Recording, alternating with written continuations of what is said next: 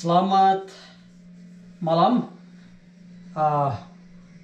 untuk kawan-kawan, berjumpa lagi di channel Serba Serbi Amerika, khususnya untuk Indonesia. Selamat pagi dan biarlah hari ini hari bahagia, hari berkat untuk kita semua ya. Khususnya kawan-kawan atau sahabat, family dan partner kerja, saya mengucapkan selamat tahun baru Imlek 2572 Gong Zile, Gong Ki Pacai ya. Semoga hari tahun ini tahun berkat dan tahun keberuntungan buat kita semua ya. Saya mau informasikan bahwa WhatsApp saya dihack atau diretes orang 3 minggu yang lalu. Jadi kalau ada yang meminta uang atas nama saya, itu saya tegaskan bukan saya, tapi orang yang saya kira satu gerombolan ya, atau mafia. Sebab mereka bertelepon atau SMS memakai bahasa yang berbeda-beda. Ada yang menggunakan bahasa Batak, Jawa, Sunda, Mandarin, dan Inggris ya. Jadi saya kira mereka gerombolan. Saya berharap pihak kepolisian boleh menangkap orang ini, karena ini meresahkan kita semua ya. Mereka memakai akun yang berbeda-beda ya, kan Bank Niaga, Bank BCA dan segala macam itu. Saya kira ini satu gerombolan yang harus kita waspadai ya. Jadi untuk tidak mempercayai orang-orang yang meminta duit atas nama saya ya. Saya mohon maaf kalau ada yang merasa terganggu dengan keadaan ini ya. Baik, sebelum kita banyak bercerita tentang Amerika, saya coba memberikan men-share suatu informasi tentang Amerika, bahwa luas Amerika keseluruhan ada 9.830 km persegi ya. Sementara Indonesia luasnya adalah 5.193.250 km persegi. Tetapi jangan lupa, Indonesia hampir 2/3 adalah lautan, hanya 1/3 daratan, itu kurang lebih 1.919.440 km persegi. Jadi kalau kita compare jumlah daratan Amerika dengan jumlah daratan Indonesia, hampir 5 kali lipat jumlah daripada daratan Indonesia dan daratan Amerika ya.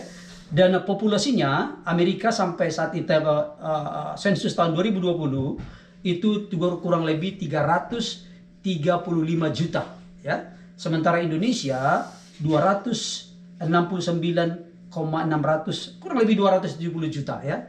Jadi perbandingan antara jumlah penduduk Indonesia dengan Amerika 80% ya.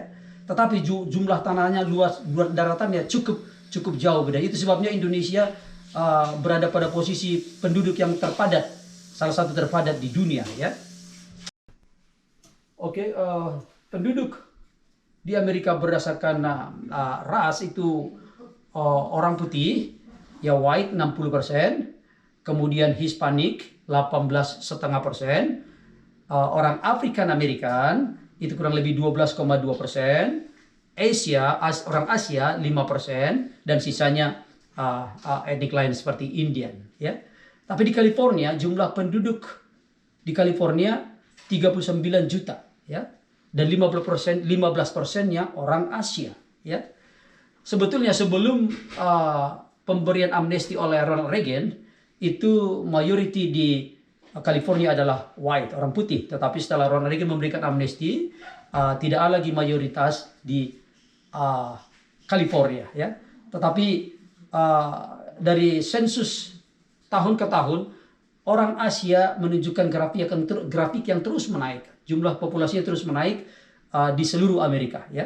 Jadi itu sebabnya orang Asia memegang peranan penting di perekonomian, politik, dan segala macam di California, khususnya di California Selatan. Inilah peta Amerika ya. Jadi Amerika ini sebetulnya cukup luas seperti saya bilang tadi. Waktunya dibagi 6 ya. Yang di sini waktu Hawaiian, karena di bawah ini Hawaii. Terus kemudian waktu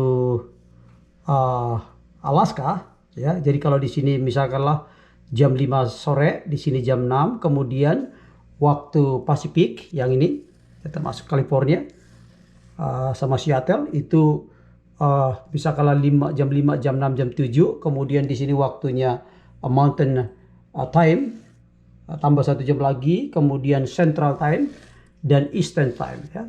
Di sebelah kiri ini lautan Pasifik, kemudian di sebelah kanan itu lautan Atlantik, ya. Ada 50 state atau provinsi di Amerika, ya.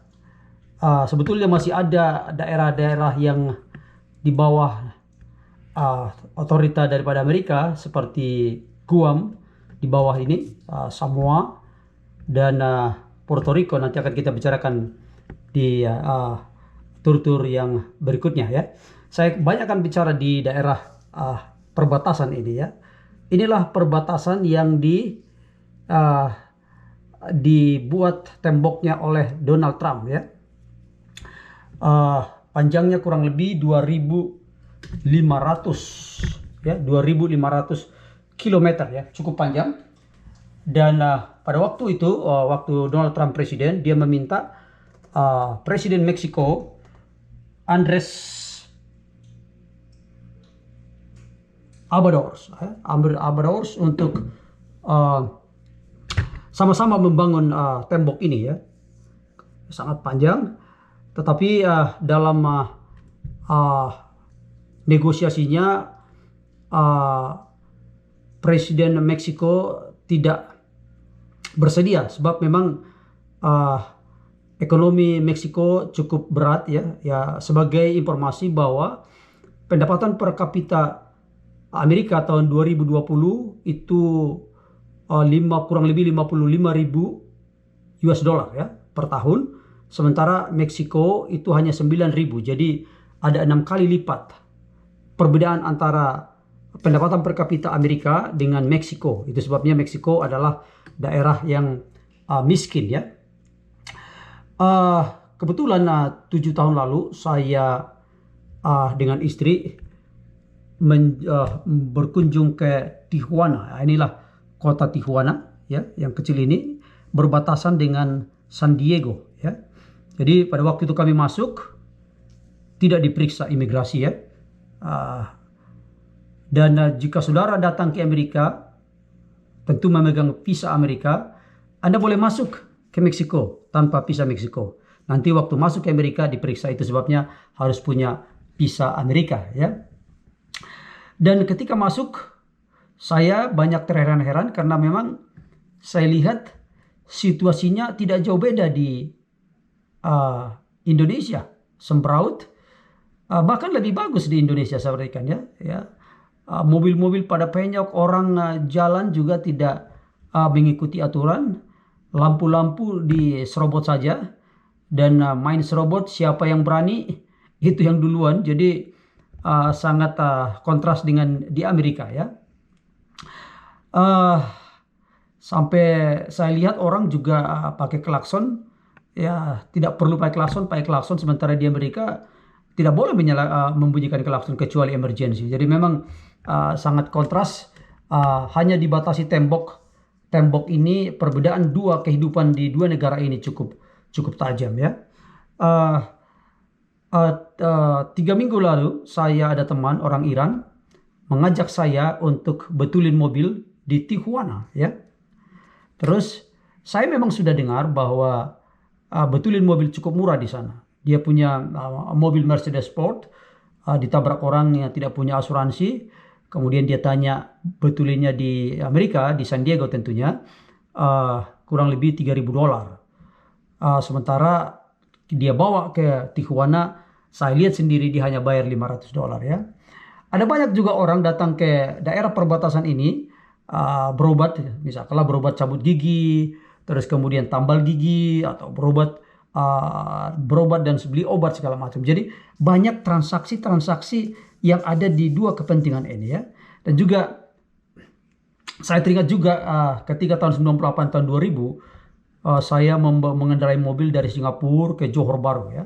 Ini biasanya kita kalau ke Johor itu tangki kita kosongin ya, kita muter-muter dulu sampai kosong, baru kita nanti mengisi bensin di Johor karena memang bensin lebih murah di Johor daripada di Singapura. Tetapi saya dengar sekarang pemerintah Singapura telah mengantisipasi itu sehingga sekarang mau masuk ke Johor mobil kita dicegat dan disuruh balik, bensin harus paling tidak 3/4 atau katakanlah full ya. Demikianlah ini perbatasan ini banyak sekali kepentingan-kepentingan. Jadi orang-orang di sekitar sini di Amerika suka turun ke bawah hanya untuk mencari bensin ya. Saudara-saudara, luas Amerika ini cukup luas ya. Kalau saudara terbang dari Los Angeles ya dari southwest ke east ini ke bagian timur itu kurang lebih 6,5 jam 7 jam ya tanpa berhenti. Kemudian 4 tahun lalu saya ada tamu suruh bawa mobilnya karena dia akan berobat di daerah Atlanta ya. Tapi saya bawa mobil dari Santa Monica terus mengikuti Freeway 10 sampai ke Jacksonville ya. Itu kurang lebih 4.000 km non-stop freeway-nya ya. Jadi cukup prasarana dan sarana di Amerika memang cukup hebat dan saya memakan waktu 2 hari karena memang 7 jam, 8 jam saya istirahat cari hotel di setiap kota. Jadi memakan waktu 2 hari. Inilah Amerika yang betul-betul cukup luas ya. Sampai dia punya 6 jam waktu ya. Mulai dari tadi Hawaii, terus kemudian Alaska sampai ke East 6 jam. Jadi kalau dibagi 24, dia cover 1/4 dunia ini ya. Ini luas Amerika yang mana banyak orang ya. Banyak orang datang ke perbatasan ini untuk boleh masuk ke Amerika ya. Itu namanya American Dream ya. Jadi orang mencari kebahagiaan, orang mencari hidup yang lebih bagus ya. Itu sebabnya dari seluruh dunia datang ke sini untuk boleh seberang ke Amerika. Saudara, itulah Amerika, gambar Amerika. Jadi sebelum kita masuk nanti ke lebih dalam lagi kita di sini kita jelajah lagi ya, di Amerika. Nanti 2-3 bulan lagi saya punya rencana akan bawa ke Tijuana, akan kita tur di sana ya. Saudara-saudara, inilah tur kita. Jangan lupa men-share ke teman-temannya supaya kebagian dengan tur-tur gratis ini dan juga men-subscribe supaya kami boleh tambah gairah dan juga boleh mengkomen ya. Silakan mengkomen. Jika saudara punya personal komen atau ada sesuatu yang perlu ditanyakan, boleh meng-email kami di perfectur97@gmail.com. Demikianlah tur kita pada malam ini. Biarlah senantiasa kebahagiaan menjadi bagian kita. Sampai bertemu di tur yang berikutnya.